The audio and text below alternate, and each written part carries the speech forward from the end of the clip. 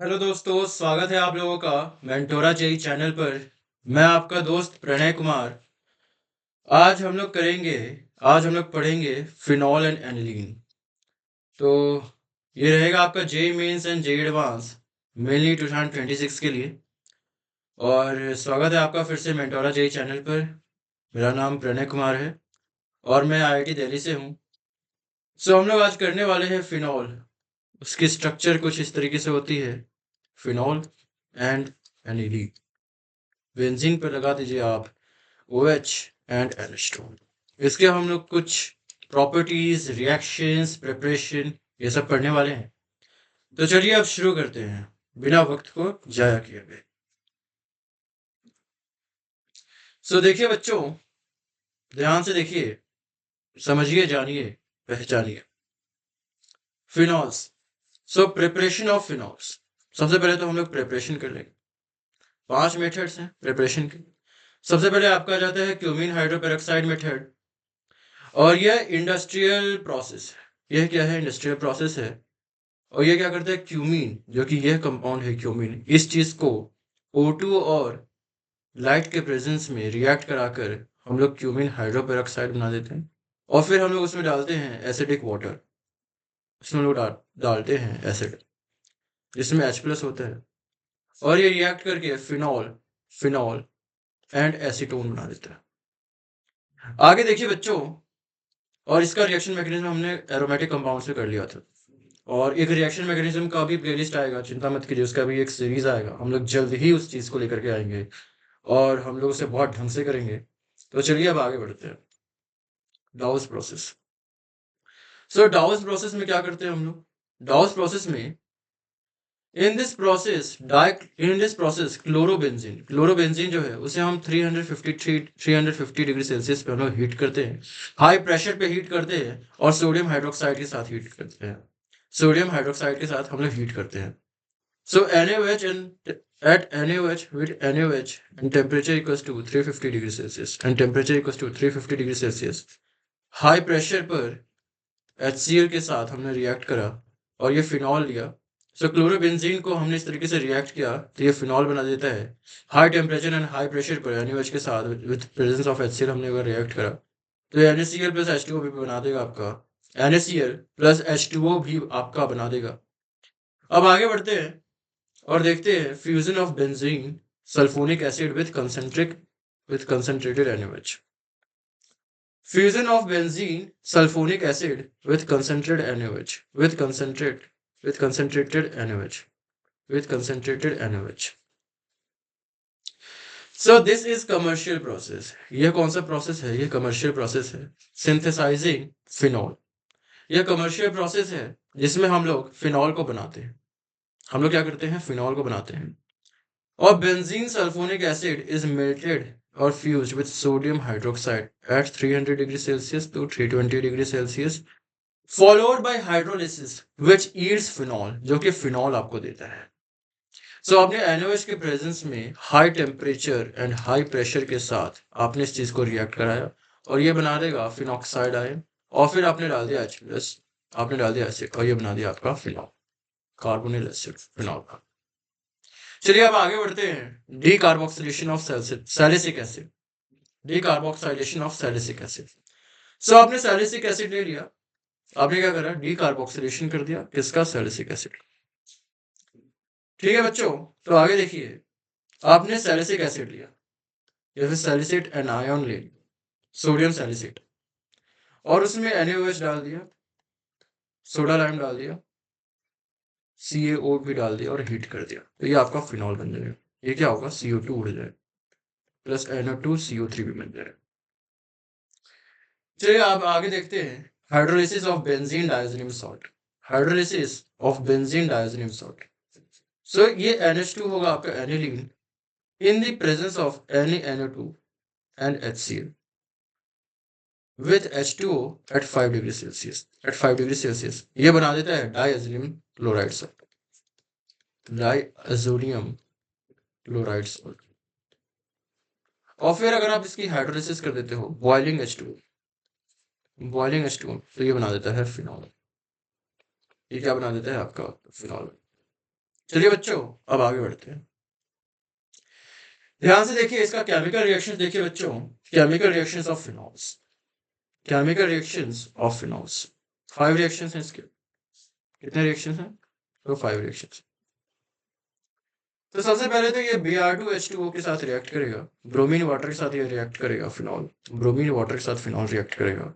और जब यह ब्रोमीन वाटर के साथ रिएक्ट करता है तो फिनॉल के प्रेजेंस में यह बना देता है आपका 2,4,6 ट्राइब्रोमो, ट्राइब्रोमो क्या बना देता है? Tribromo phenol. इसे हम ब्रोमीन वाटर टेस्ट भी कहते हैं, इसे हम ब्रोमीन वाटर टेस्ट भी कहते हैं। चलिए बच्चों आगे बढ़ते हैं। और अब Br2 में विद सॉल्वेंट CH2 ले लोगे। यह तो पोलर सॉल्वेंट, यह क्या था आपका? पोलर सॉल्वेंट था। लेकिन अगर आप CH2 ले लो, अगर आप क्या कर लो? CH2 ले लो, ये आपका फिनॉल है, प्लस आप ब्रोमीन डाल रहे हो विथ CH2, टेम्परेचर दे रखा है आपको, और CH3COH भी ले सकते हो आप, और CH3COOH भी ले सकते हो। लेस देन 5 डिग्री सेल्सियस पर आपको लेना है, लेस देन 5 डिग्री सेल्सियस पर आपको लेना है।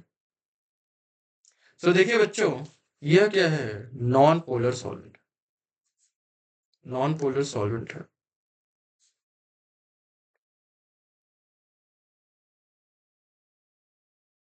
या फिर अगर आपने CH3COH ले लिया तो ये तो पोलर सॉल्वेंट, लेकिन तब भी यह OH Br एक सिंगल ब्रोमीन जुड़ेगा इसमें। और या तो ऑर्थो पे जुड़ सकता है या पैरा पे जुड़ सकता है, या तो ऑर्थो पे जुड़ेगा या पैरा पे जुड़ेगा। और आप देख कर बता सकते हो कि यह प्रोडक्ट मेजर है, यह मेजर प्रोडक्ट है। चलिए बच्चों अब आगे देखते हैं। रीमर टीमन फॉर्मेलिशन। सो रीमर टीमन एक रिएक्शन है, उसमें हम फॉर्मेलिशन करते हैं, उसमें कुछ नहीं करते, यह रिएजेंट लेते हैं CHCl3 NaOH एंड H2O हम लोग लेते हैं, विथ हीट लेते हैं, और आपका ये मेजर प्रोडक्ट बन जाता है और ये आपका माइनर प्रोडक्ट बन जाता है ड्यू टू हाइड्रोजन बॉन्डिंग। और ये सारी की सारी रिएक्शन मैकेनिज्म आपको एरोमेटिक कंपाउंड्स में थोड़ा बहुत करा रखा है, और रिएक्शन मैकेनिज्म की भी प्लेलिस्ट आएगी, उसमें भी आप देख लीजिएगा। ठीक है, अब आगे बढ़ते हैं। रीमर टीमन कार्बोक्सिलेशन, कार्बोक्सिलिक एसिड हम लोग इसमें जोड़ेंगे, तो हम लोग कुछ नहीं करेंगे, CHCl3 की तरह CHCl3 की जगह CCl4 ले, CCl4 ले, CHCl3 की जगह हम लोग CCl4। और सैलिसिक एसिड, और सैलिसिक एसिड यूज होता है आपका एस्पिरिन बनाने के लिए, एक पेन किलर होता है,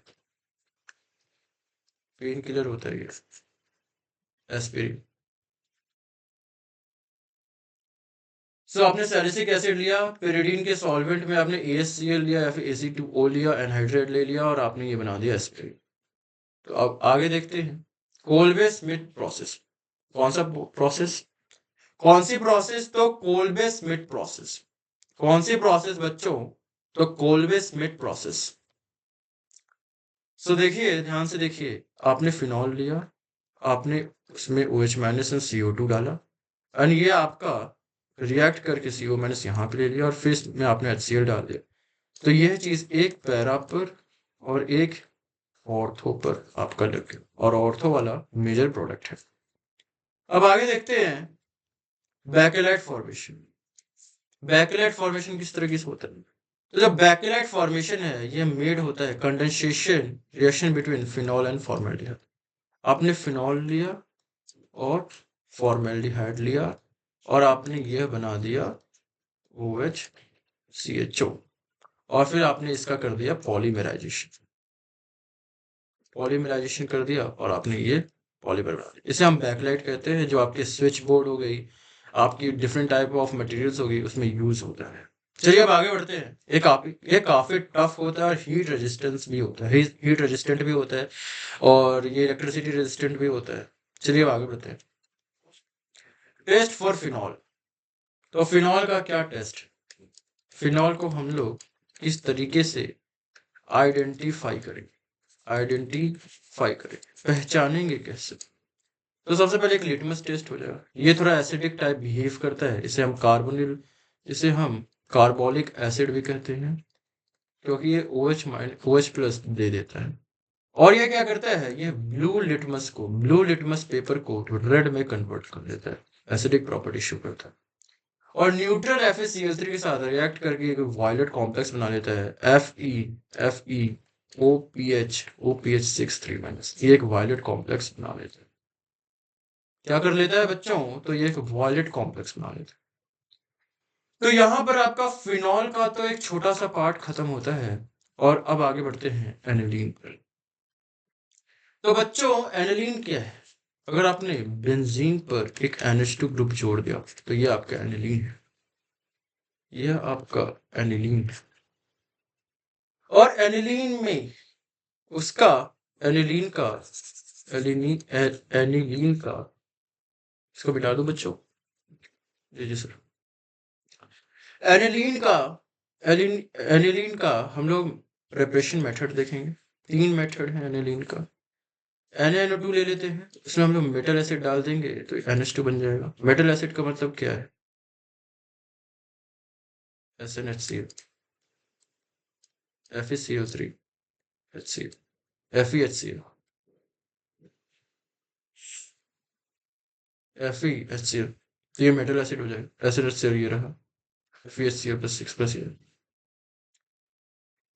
यह एक है रिडक्शन बाय मेटल्स, एक है रिडक्शन बाय H2, तो ये आपने रिड्यूस कर दिया NO2 को, या NH2 बन गया। एक है आपका हॉफमैन बोरामाइड ब्रोमेमाइड डिग्रेडेशन, जिसमें आप एमाइड को अमाइन में कन्वर्ट करते हो, जिसमें आप एमाइड को एमाइन में कन्वर्ट करते हो, एमाइन में कन्वर्ट करते हो, और आप बनाते हो RNH2। आप क्या बनाते हो बच्चों, तो RNH2। RCONH2 को आपने हीट करके 3Br2 + 4NOH में हीट करके आपने बना दिया एक अमीन, दैट इज RNH2। आपने क्या बना दिया बच्चों, एक अमीन, दैट इज RNH2। अब आगे बढ़ते हैं। तो ये तो हो गए प्रिपरेशन, और कुछ स्पेशल चीजें भी हैं इसमें।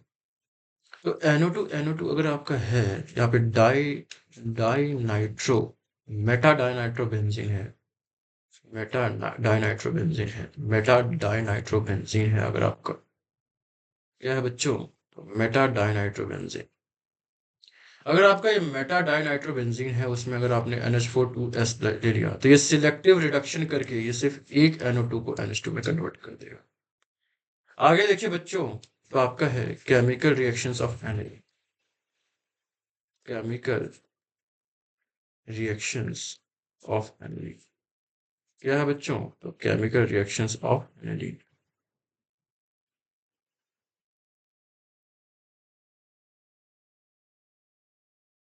सो आप डाइआइसोबेंजीन बनाने की एक प्रोसेस है, आपने NaNO2 लिया और आपने HCl ले लिया और आपने 0 से 5 डिग्री सेल्सियस पे रखा, तो ये डाइआइसोबेंजीन बन जाता है। ये क्या बन जाता है बच्चों, तो डाइआइसोबेंजीन बन जाता है। आगे बढ़ते हैं बच्चों। सो इसमें नोट कीजिए कि प्राइमरी एलिफेटिक अमीन्स जो है, नोट करने वाली चीजें हैं कि primary aliphatic amines react with, किस चीज से रिएक्ट करती है, नाइट्रस एसिड से, to form aliphatic diazonium salt which being unstable liberate nitrogen gas. ये नाइट्रोजन गैस को लिबरेट कर देता है। NH2 अगर ये NO2 के साथ रिएक्ट करेगा, HNO2 के साथ रिएक्ट करेगा और ये R के साथ, तो R + N2 बना देगा और लिबरेट कर देगा। और प्राइमरी एरोमेटिक अमीन्स जो है वो एरीन डायज़ोनियम सॉल्ट्स बनाती है, जो कि स्टेबल होती है शॉर्ट टाइम के लिए, जहाँ अगर आपने 5 डिग्री सेल्सियस से लो हो, तो अगर आपकी टेम्परेचर 5 डिग्री सेल्सियस से लो है। Due to its instability, the diazonium salt is not generally stored and is used immediately after its preparation. So जैसे ही हमने डायज़ोनियम सॉल्ट को बनाया, वैसे ही हम इस चीज को यूज कर लेंगे। चलिए बच्चों, अब आगे बढ़ते हैं। Chemical reactions of diazonium salt. So diazonium salt का क्या क्या केमिकल रिएक्शन, यहाँ पे आपको टेबल दे रखा है, ढंग से देखिएगा ये टेबल को। ये डायज़ोनियम सॉल्ट बीच में आपको दे रखा है। अगर आपने CuCN या फिर HCN डाल दिया तो आपका साइनोबेंजीन बन जाएगा, आपका साइनोबेंजीन बन जाएगा। अगर आपने Ki डाल दिया तो आपका आयोडोबेंजीन बन जाएगा। आपने CuHCl डाल दिया तो आपका ये गटरमान रिएक्शन के साथ क्लोरोबेंजीन बन जाएगा। गटरमान रिएक्शन के साथ ये ब्रोमोबेंजीन बन जाएगा। हाइपोफॉस्फोरस एसिड के साथ ये सिर्फ और सिर्फ बेंजीन बन जाएगा। अगर आपने इथेनॉल डाल दिया तो सिर्फ और सिर्फ बेंजीन बन जाएगा और इथेनॉल बन जाएगा, ये एल्डिहाइड भी बन जाएगा। बाल-शीमान रिएक्शन होता है HFBF4 प्लस NaNO2 और CO पाउडर, ये बाल-शीमान रिएक्शन नहीं है, NO2 बन जाएगा ये सीधा। बाल-शीमान रिएक्शन में आप ये फ्लोरीन जोड़ के ये बना दोगे आप। सैंडमेयर रिएक्शन होता है ये वाली चीज, इसमें आप क्लोरीन बनाते हो और इसमें ये सॉल्ट होता है। इसमें ये सॉल्ट नहीं होता, इसमें सिर्फ और सिर्फ मेटल होता है। और ये भी सैंडमेयर रिएक्शन, इसमें सॉल्ट ब्रोमीन का है यूज। चलिए बच्चों आगे बढ़ते हैं। और देखिए, आप ध्यान से देखिए, अगर आपने डायज़ोनियम सॉल्ट को बेंजीन डायज़ोनियम सॉल्ट को अगर आपने बॉइलिंग वाटर में डाल दिया तो ये फिनॉल बना देगा। अगर आप PHOH के साथ आपने डाल दिया तो ये ऑरेंज डाई बना देगा। ये ऑरेंज डाई बना देगा और इसे हम कपलिंग रिएक्शन भी कहते हैं। इसे हम क्या कहते हैं बच्चों? तो इसे हम कपलिंग रिएक्शन भी कहते हैं। इसे हम क्या कहते हैं बच्चों? इसे हम कपलिंग रिएक्शन भी कहते हैं। और येलो डाई ये एनिलीन के साथ बनाता है। फिनॉल के साथ ये ऑरेंज डाई बनाता है, एनिलीन के साथ ये येलो डाई बनाता है। Orange yellow coupling reaction. So बच्चों, ये आपके लिए कुछ एक्सरसाइजेज हैं, जरूर आप कीजिएगा। और हम ये वीडियो यहीं पे ख़त्म करते हैं। आपका फिनॉल बच्चों क्या, तो आपका फिनॉल एंड एनिलीन यहाँ पे हो जाता है फिनिश। काफ़ी है JEE मेंस के लिए एंड इवन एडवांस के लिए। रिएक्शन मैकेनिज्म की सीरीज आने वाली है बच्चों, याद रखिएगा। मिलते रहिएगा, इस चैनल से आप जुड़े रहिए। यहाँ पे आपको मैथमेटिक्स, फिजिक्स, केमिस्ट्री तीनों ढंग से पढ़ाई जाएगी। PCM फिर JEE एडवांस आपको बहुत ढंग से पढ़ाया जाएगा। आपको एक ही चीज़ याद रखना है, दैट इज़ मेंटोरा JEE। और टेलीग्राम चैनल अपकमिंग है।